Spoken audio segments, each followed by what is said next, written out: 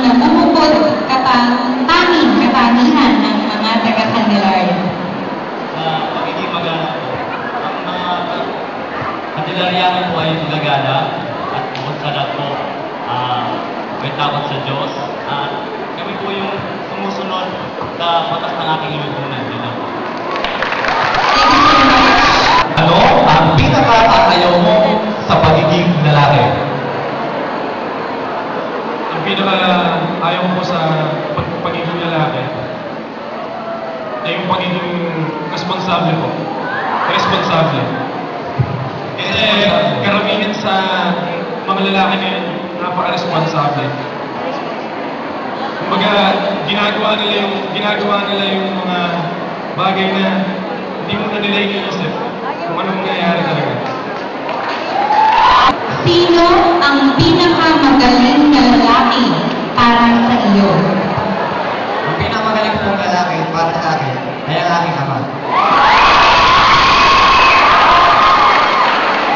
Dahil nagtay niyo po ako sa pagiging responsable naman, mapagmahal, at handang tumulong sa amin, at handa kami ipaglabataan kanina. Paano mo matutulungan ang isang tao na naniniwala na hindi siya maganda?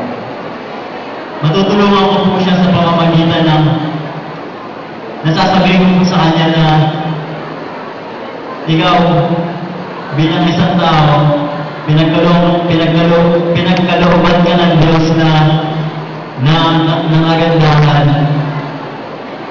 Kung hindi man sa panlabas, hindi na Sa anong bagay ka nakalalaman sa ibang kalahok sa patimpalak na ito?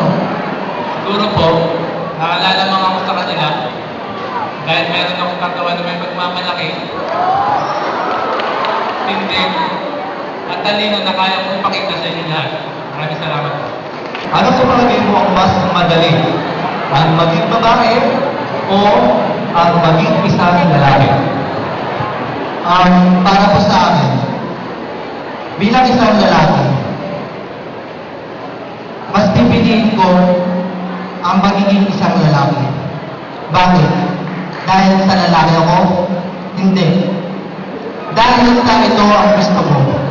Mas madali ang maging isang lalaki dahil lalaki ako. Alam natin, may sarili-sarili tayong pananaw. Kung ikaw ay babae, mas pipiliin mo ang maging babae. Kung ikaw naman ay lalaki, mas pipiliin mo maging lalaki. Pero, alam natin, hindi lahat ng pare-pareho ay magkakatulad. At hindi lahat ng magkakatulad ay pare-pareho. Ano ang ipinagmamalaking lugar ng mga Candelariani? Ang tingin ko po, ang sentro ng bayan namin, sapagkat ito ay nililinis at nagtutulungan tayo upang ito ay mapaganda.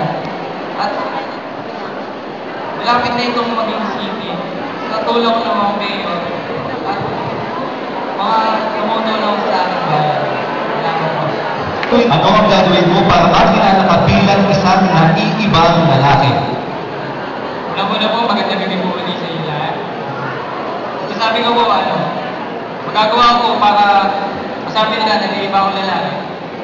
Sa pamamagitan ng pagtulong sa aking kapwa, sa lahat ng mga nangangailangan.